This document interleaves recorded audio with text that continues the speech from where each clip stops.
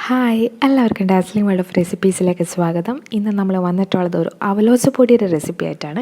ഇതൊരു ഒതൻറ്റിക് രീതിയല്ല കേട്ടോ നമ്മൾ ഉണ്ടാക്കുന്നത്. ഇത് എളുപ്പം നമുക്ക് ഉണ്ടാക്കാൻ പറ്റിയ ഒരു അവലോസ് പൊടിയാണ്. 1 കപ്പ് അരിയും അതേപോലെ തന്നെ കുറച്ച് തേങ്ങ ഉണ്ടെങ്കിൽ നമുക്ക് ഉണ്ടാക്കാൻ പറ്റിയ നല്ലൊരു കിടിലൻ റെസിപ്പിയാണ്. അപ്പോൾ നമുക്ക് ഇതെങ്ങനെ ഉണ്ടാക്കണമെന്ന് നോക്കാം. അപ്പോൾ ആദ്യം തന്നെ ഞാൻ ഇവിടെ ഒരു ബൗൾ എടുത്തിട്ടുണ്ട്. അതിലേക്ക് നമുക്ക് 1 കപ്പോളം അരി ചേർത്ത് കൊടുക്കാം. നമ്മളിവിടെ മട്ട അരിയാണ് ചേർത്ത് കൊടുത്തിരിക്കുന്നത്. അപ്പോൾ ചുവന്ന അരിയായിരിക്കും കുറച്ചും കൂടെ നന്നായിട്ട് വരാം. ഇപ്പോൾ വെള്ള അരിയാണെങ്കിൽ അത് വെച്ചിട്ട് നമുക്ക് ചെയ്തെടുക്കാം. പക്ഷേ കുറച്ചുകൂടെ ടേസ്റ്റ് ഉണ്ടാവാൻ ഈ ചുവന്ന അരിയായിരിക്കും. ഇനി ഇതിലേക്ക് നമുക്ക് കുറച്ച് വെള്ളം ഒഴിച്ചിട്ട് ഈ അരി നന്നായിട്ടൊന്ന് കഴുകിയെടുക്കുക.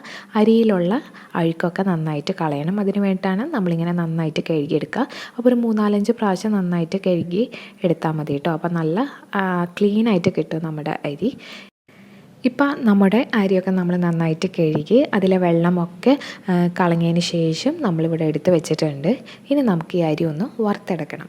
അതിന് വേണ്ടിയിട്ട് നമുക്കൊരു കടായി വെച്ച് കൊടുക്കാം. ഇപ്പോൾ ഇരുമ്പിൻ്റെ ചീവനിച്ചട്ടിയൊക്കെ ആണെങ്കിൽ അതായിരിക്കും കുറച്ചും കൂടെ നന്നായിട്ടുണ്ടാവുക. പക്ഷേ ഞാൻ ഇവിടെ ഒരു നോൺ സ്റ്റിക്ക് പാത്രമാട്ടോ എടുത്തിട്ടുള്ളത്.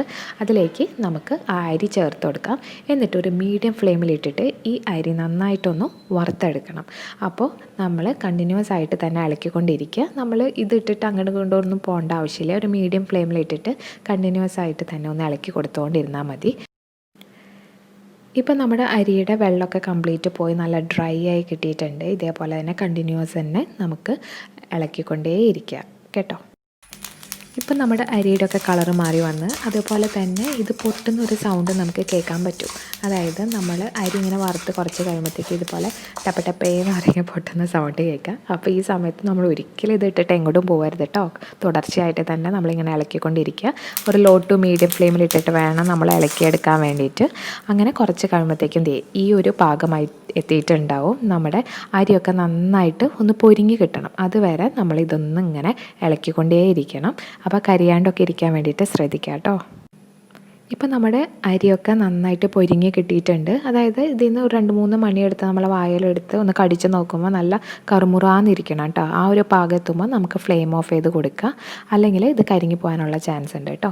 ഇനി നമുക്ക് ഇത് വേറൊരു പ്ലേറ്റിലേക്ക് മാറ്റി കൊടുക്കാം. ആ പാത്രത്തിൽ തന്നെ വെച്ചുകൊണ്ട് ഇരുന്നിട്ടുണ്ടെങ്കിൽ അതിൻ്റെ ചൂട് കാരണം നന്നായിട്ട് ഒന്ന് ചിലപ്പോൾ കരിയാനുള്ള ചാൻസ് ഒക്കെ ഉണ്ട്. അതുകൊണ്ട് തന്നെ നമുക്കിത് ചൂടാറാൻ വേണ്ടിയിട്ട് വേറൊരു പാത്രത്തിലേക്ക് മാറ്റി കൊടുക്കുക.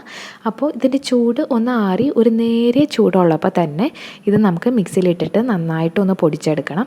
അപ്പോൾ പൊടിക്കുമ്പോൾ ഒരു ഇത്തിരി ഉപ്പും ചേർത്തിട്ട് വേണം നമ്മൾ പൊടിച്ചെടുക്കാൻ വേണ്ടിയിട്ട് കേട്ടോ. അപ്പോൾ നമുക്കിതൊന്ന് പൊടിച്ചെടുക്കാം. ഇപ്പം നമ്മുടെ അരി ഒന്ന് പൊടിച്ചെടുത്തിട്ടുണ്ട്. ചെറിയ ചെറിയ തരിയോട് കൂടെ വേണം നമ്മൾ പൊടിച്ചെടുക്കാൻ വേണ്ടിയിട്ട്.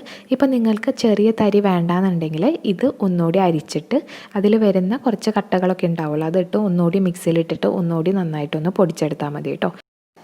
ഇനി നമുക്ക് ആ സെയിം പാനിലേക്ക് 1 കപ്പോളം ചിരകിയ തേങ്ങ കൂടെ ചേർത്ത് കൊടുക്കാം. അപ്പോൾ നമുക്ക് ഇതും ഒരു മീഡിയം ഫ്ലെയിമിലിട്ടിട്ട് നമുക്കിതൊന്ന് വറുത്തെടുക്കാം.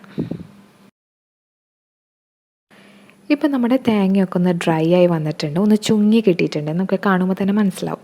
ഈ സമയത്ത് നമുക്കിതിലേക്ക് ജീരകം ചേർത്ത് കൊടുക്കണം. അതായത് നല്ല ജീരകം. ഞാൻ ഇവിടെ നല്ല ജീരകം പൊടിച്ചതാണ്. അതുള്ളതുകൊണ്ട് നമ്മളിവിടെ ഒരു 1/2 ടീസ്പൂണോളം നല്ല ജീരകം പൊടിച്ചിട്ട് ചേർക്കുന്നുണ്ട്. ഇപ്പം അങ്ങനെ ആയാലും നമുക്ക് ചേർത്ത് കൊടുത്താൽ മതി കേട്ടോ. പൊടിക്കേണ്ട ആവശ്യമൊന്നുമില്ല. എന്നിട്ട് നന്നായിട്ടൊന്ന് മിക്സ് ചെയ്തെടുക്കുക. അതേപോലെ തന്നെ നമ്മളിതിലേക്ക് ഏലക്കയും കൂടെ ചേർക്കുന്നുണ്ട്. അപ്പോൾ ഒരു 2 ഏലക്ക ഒന്ന് ചതച്ചിട്ടാണ് ഞാൻ ഇതിലേക്ക് ചേർത്ത് കൊടുക്കുന്നത്. ഇതിന് പകരമായിട്ട് നമുക്ക് വേണമെങ്കിൽ ഏലക്ക പൊടി ആയാലും ചേർത്ത് കൊടുത്താൽ മതി. അതും കൂടെ ചേർത്തിട്ട് നമുക്ക് ഒരു ലോ ടു മീഡിയം ഫ്ലെയിമിൽ ഇട്ടതിന് ശേഷം ഇത് നന്നായിട്ടൊന്ന് വറുത്തെടുക്കാം. ഇതിൻ്റെ കളറ് ഒന്ന് മാറി ഒരു ബ്രൗൺ കളർ ആകുമ്പോഴത്തേക്കും നമുക്ക് ഫ്ലെയിം ഒന്ന് ഓഫ് ചെയ്ത് കൊടുക്കാം. ഇപ്പോൾ നമ്മുടെ തേങ്ങയുടെ കളറൊക്കെ മാറിയിട്ടുണ്ട്. ഈ ഒരു പാകമാകുമ്പോഴത്തേക്കും നമുക്ക് ഫ്ലെയിം ഓഫ് ചെയ്ത് കൊടുക്കാം കേട്ടോ. ഇനിയും നമ്മൾ കൂടുതൽ ബ്രൗൺ കളർ ആക്കേണ്ട ആവശ്യമില്ല. ഇപ്പോൾ തന്നെ നമുക്ക് ഫ്ലെയിം ഓഫ് ചെയ്ത് കൊടുക്കാം. എന്നിട്ട് നമുക്കിത് വേറൊരു പാത്രത്തിലേക്ക് മാറ്റാം. അപ്പോൾ ഞാനിവിടെ നമ്മൾ നേരത്തെ വറുത്ത് പൊടിച്ച് വെച്ചിട്ടുള്ള ആ അരിയുടെ ഒപ്പം തന്നെയാണ് ഞാൻ ഈ തേങ്ങയും ചേർത്ത് കൊടുക്കാൻ പോകുന്നത്. വേണമെങ്കിൽ നമുക്ക് വേറെ പാത്രത്തിലായാലും ആക്കി കൊടുക്കാം കേട്ടോ.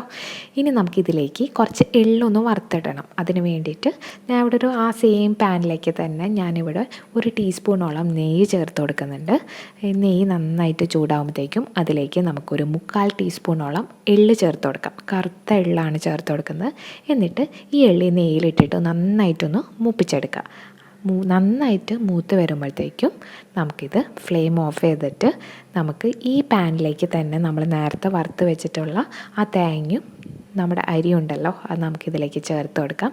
എന്നിട്ട് എല്ലാം കൂടെ നന്നായിട്ടൊന്ന് യോജിപ്പിച്ചെടുക്കുക. അപ്പോൾ നെയ്യ് കൂടുതൽ വേണ്ടവർക്ക് വേണമെങ്കിൽ കുറച്ചും കൂടെ കൂടുതൽ നെയ്യ് ചേർത്ത് കൊടുക്കാം. നമ്മളിവിടെ അധികം ചേർത്ത് കൊടുക്കുന്നില്ല കേട്ടോ. എന്നിട്ട് നമ്മളെല്ലാം കൂടെ നന്നായിട്ടൊന്ന് മിക്സ് ചെയ്തെടുക്കുക. ഈ സമയത്ത് ഉപ്പൊക്കെ കറക്റ്റാണോ നോക്കാം കേട്ടോ. ജസ്റ്റ് ഒരു ഇത്തിരി ഉപ്പ് മതി കേട്ടോ, കൂടുതൽ ഉപ്പ് ഉണ്ടാവാൻ പാടില്ല. അപ്പോൾ അതിൻ്റെ ടേസ്റ്റ് കംപ്ലീറ്റ് ആയിട്ട് പോവും. ഇനി നമുക്കിതിലേക്ക് മധുരത്തിന് ആവശ്യമായിട്ടുള്ള പഞ്ചസാര ഒന്ന് ചേർത്ത് കൊടുക്കാം. അപ്പോൾ പഞ്ചസാര അങ്ങനെ വേണമെങ്കിലും ചേർത്ത് കൊടുക്കാം, പൊടിച്ച് വേണമെങ്കിലും ചേർത്ത് കൊടുക്കാം. അപ്പോൾ പഞ്ചസാര ചേർക്കാൻ താല്പര്യമില്ലാത്തവർക്ക് നമുക്ക് വേണമെങ്കിൽ ശർക്കര ആയാലും പൊടിച്ചിട്ടൊന്ന് ചേർത്ത് കൊടുത്താൽ മതി. പക്ഷേ പഞ്ചസാര ആയിരിക്കും കുറച്ചും കൂടെ നന്നായിട്ടുണ്ടാവാൻ തോന്നുന്നു. ഓക്കെ, എന്നിട്ട് നമ്മൾ എല്ലാം കൂടെ നന്നായിട്ടൊന്ന് യോജിപ്പിച്ചെടുക്കുക. അങ്ങനെ നമ്മുടെ എളുപ്പത്തിൽ ഉണ്ടാക്കാൻ പറ്റിയ അവലോസ് പൊടി ഇവിടെ റെഡി ആയിട്ടുണ്ട്. ഇനി നല്ല ചൂട് ചായയോടൊപ്പം കഴിക്കേണ്ട ഒരു താമസം മാത്രമേ ഉള്ളൂ. അപ്പോൾ എല്ലാവരും ഒന്ന് ട്രൈ ചെയ്ത് നോക്കാം കേട്ടോ. എന്നിട്ട് ഫീഡ്ബാക്ക് അറിയിക്കണേ. അപ്പോൾ ഇതുവരെ ഈ ചാനൽ സബ്സ്ക്രൈബ് ചെയ്തിട്ടില്ലെങ്കിൽ താഴെ കാണുന്ന സബ്സ്ക്രൈബ് ബട്ടൺ ഒന്ന് പ്രസ് ചെയ്യണം. തൊട്ടടുത്ത് കാണുന്ന ബെല്ലൈക്കണും കൂടെ ക്ലിക്ക് ചെയ്ത് അതിൽ ഓൾ എന്ന ഓപ്ഷൻ സെലക്ട് ചെയ്യണം. താങ്ക്